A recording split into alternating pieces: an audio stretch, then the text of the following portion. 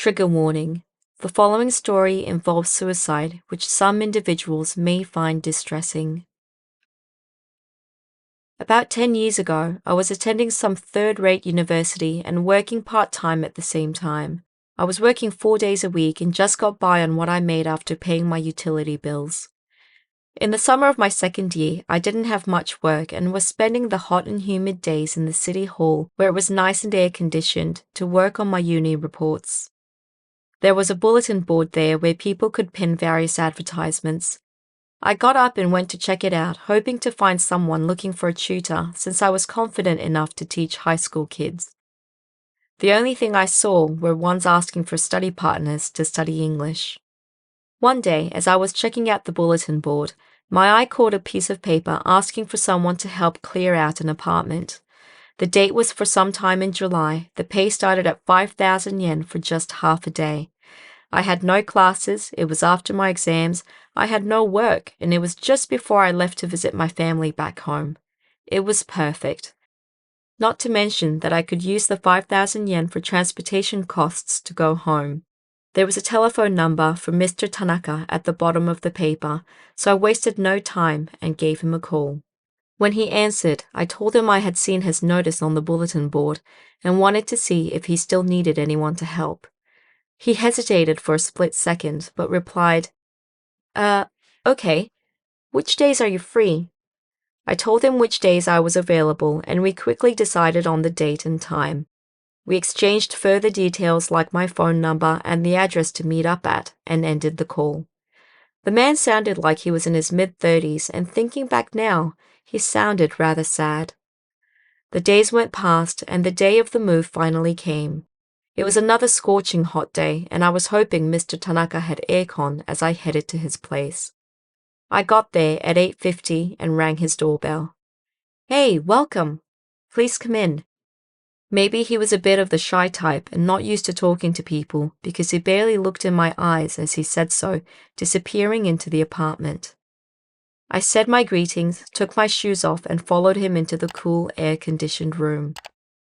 After we introduced ourselves, Mr. Tanaka proceeded to tell me what he needed to be done and in what order. I basically had to help him with the heavy stuff, take the trash out to the bins outside, and some easy cleaning jobs. He had a lot of things to throw away, and me being a poor uni student, there was quite a lot of stuff in there that I wouldn't have minded for myself. I guess he could sense that about me and said to me, "Feel free to take anything you want." I happily went through some of the stuff and put them in my bag. Mostly old games and adult magazines. I could see we were making good progress, and Mr. Tanaka's apartment was starting to look really clean. He didn't have a lot of stuff to begin with, so after throwing out the trash, his place looked quite empty. Mr. Tanaka said, "All right," and he fell silent, thinking to himself. It was like he suddenly realized I was still there, and he continued, "I think that's it for today." He gave me 10,000 yen because I had helped him an entire day and asked if I was available for half a day the next day. He said, "I need help with just a few more things." I was happy to get another 5,000 yen, so I agreed without hesitation and biked back home with a mountain of treasure. The next day, I went back and Mr. Tanaka's door was wide open. "Hello? Mr. Tanaka, are you there?" I called out. "I'm here, come in," he replied from inside, so I closed the door and went in. He came to me smiling and said, "I only need you for half a day today. Here's your money, I'll put it right here," he said, as he put the envelope with the money in it on top of his desk. He then pulled my hand and continued, "Come here," and he led me to a walk-in closet at the far end of the room. "There's a really heavy suitcase in there that I need help getting out. I'll go in there and push, so I just need you to pull it with all your strength when I tell you to pull." He walked into the closet. There were jackets and suits still hanging, so I couldn't see him after he disappeared into it. After a bit, he yelled, "Okay, you can pull." So I took the handle of the suitcase and pulled with all my strength. It felt heavy. It felt like it was somewhere around 60 kilos. I kept pulling, and then bam! The suitcase came loose and I couldn't understand it, but the suitcase was completely empty. I could hear something moving around from further inside. "Mr. Tanaka? Mr. Tanaka, I called out a few times, but there was no answer. The sound of something moving around slowly got fainter. What's going on? I couldn't wrap my head around anything that was happening. I quickly parted the jackets and suits. I don't think a lot of time had passed between my pulling the suitcase and parting the clothes, but it felt like forever. I discovered Mr. Tanaka had hanged himself inside the closet, and it was I who had pulled his step from below him. I tried my best to get him down, but the rope was so hard and tight that I couldn't get him loose. I needed something to cut the rope, but realized that this apartment was completely empty.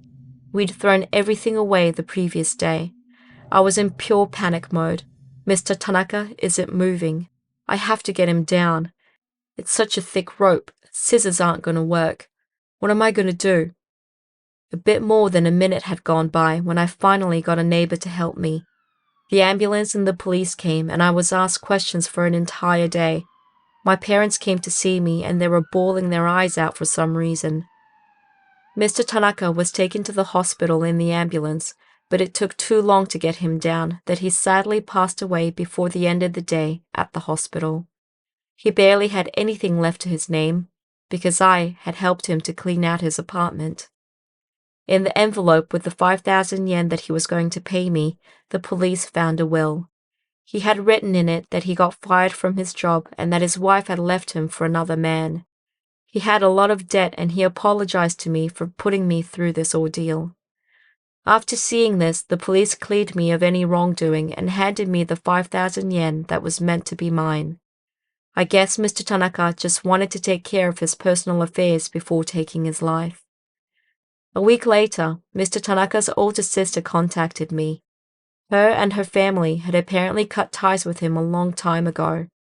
She explained to me that the reason for this was because Mr. Tanaka had started following a certain religion that the rest of the family was deeply against. According to this religion, anyone who took their own life would go to hell. Mr. Tanaka wanted to die, but he couldn't commit suicide. And it was because of this that he had decided to find someone else to do the unspeakable act. I know this isn't much, but we really feel horrible for what you went through, she said, as she handed me 100,000 yen. So, according to Mr. Tanaka, does that mean I'm a killer? And will I go to hell for 115,000 yen? Last year, my phone broke and I had to take it into the shop to get it fixed. They had to keep it for a few days to fix it and was told they didn't have a replacement phone for me in the meantime, so I was considering taking it to a different shop when a woman came out from the back saying, "Can we use this one?" It was the same make and model as mine, so it worked well for me. But then the staff at the shop all gathered around and started whispering amongst themselves. One of them said, "Are you sure it's all right?" "Not sure if it's a good idea," another would say. "Maybe something will happen again." I was lazy to have to go to another shop, so I called out, "It's all right even if it doesn't work that well, just as long as I can receive calls." Long story short, they let me take the phone home while mine was getting repaired. For those of you who've had to get replacement phones, the shops always do a factory reset and you check with the staff that everything's in order before signing some paperwork, right? Well, that's what I did too. I signed the papers and went home. When I got home, I was just playing around with the phone when I saw that there was a single outgoing call in the call log, and it was from 6 months ago. The current date and time on the phone were correct, and I didn't remember making any calls on this replacement phone. In fact, I usually just receive calls, and whenever I had to initiate contact with someone, I did so through texts. I didn't waste too much time thinking about it because the staff at the shop sounded like they knew this phone had some problems. The next day, it didn't seem like there was anything particularly wrong with the phone, and I was texting with a friend. As I was doing so, I pressed the wrong button and it changed the order of my received texts from newest first to oldest first. I tend to receive a lot of advertisements as well as texts from work, but I keep them organized and the oldest ones in there are about a month old, unless I've saved some other older messages, of course. But for some reason, the oldest text was one I'd never seen before, and it was from 6 months ago. There was just one line in orange font with a black background, and it read, "Hey, can you see me?" It really bothered me, so I replied to it saying, "When did you send me this?" As soon as it got sent, I received another one at the same time saying that there was an error and the text couldn't be sent. But then I got another message, which means I received two texts at the same time. Ignoring the error message, I opened the other one and there was just one word. Again, it was in orange font with a black background and it read, "Now." I tried to reply a few times after that. I received an error message each time, but also a proper reply. I gathered the following from these texts. The person messaging me was a woman in her 20s and she was living alone. I was intrigued to find out more, but I was feeling a bit weirded out by it too, so I stopped messaging her for the day. When I woke up the next day, I saw that I had received more texts, but it was probably just some spam. It always happened while I was sleeping. I opened up the messages and saw that it wasn't the usual spam. I had a few dozen messages that relayed back and forth between two texts. Can you see me? Or can you not see me? Can you see me? Or can you not see me? It obviously creeped me out, so I deleted every single message I'd sent this woman, including the ones from the day before. I then blocked her and went to work. During my lunch break, I remembered that I still had the text from her from 6 months ago, the message with the black background and orange font.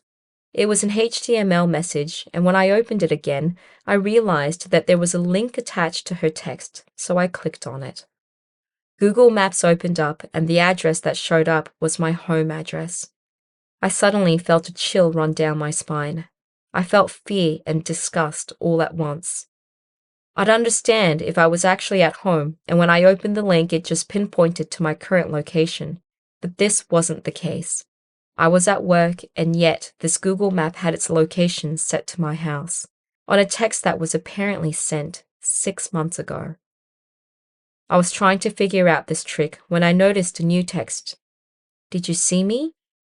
Black background with orange text. And then I realized something. The sound that plays whenever I receive texts didn't play, and I didn't get a notification. I had no issues with all of my other messages. When I was messaging back and forth with her, I didn't notice this because I was receiving the error message at the same time, which means I got a ping each time and the notification also lit up. And then I kept receiving texts from her without my phone ever notifying me. One read, "I'm naked, so it's cold." Next one said, "It's dark. I'm scared." And the next, "No one's coming." They kept coming. I blocked her the night before, but that obviously hadn't made any difference. I thought maybe a friend of mine was playing some nasty prank on me, but the lack of notifications on my phone, plus the text from 6 months back, doesn't make any sense. The replacement phone I was using was basically not recognizing that I was receiving any texts from this person. I would ask her a question, but her replies became more frequent and more one-sided and started to repeat. "I'm scared. Do you see me? I'm cold." I got too scared and borrowed an old phone from my friend and returned this one to the shop. When I was signing the paperwork to hand the phone back, the staff told me I had some unread messages.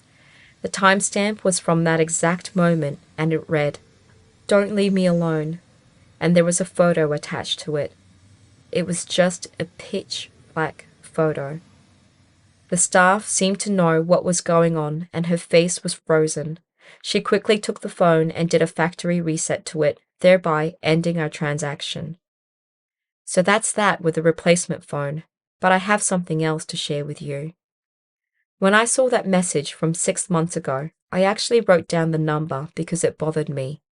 I showed it to a friend of mine, and he said he actually remembers seeing that number somewhere. He checked it out for me, and although I'd never exchanged numbers directly with the woman, it belonged to someone whom I knew just in passing, and she'd been missing for 6 months. I stopped receiving those weird texts and I've tried to forget about it, but a few days ago, something happened that brought everything back. I saw that there was an outgoing call to that number from my phone. I live alone, so it couldn't have been anyone else but me. But it was made while I was sleeping. I had to write everything down because I got too scared. Thanks for reading to the end.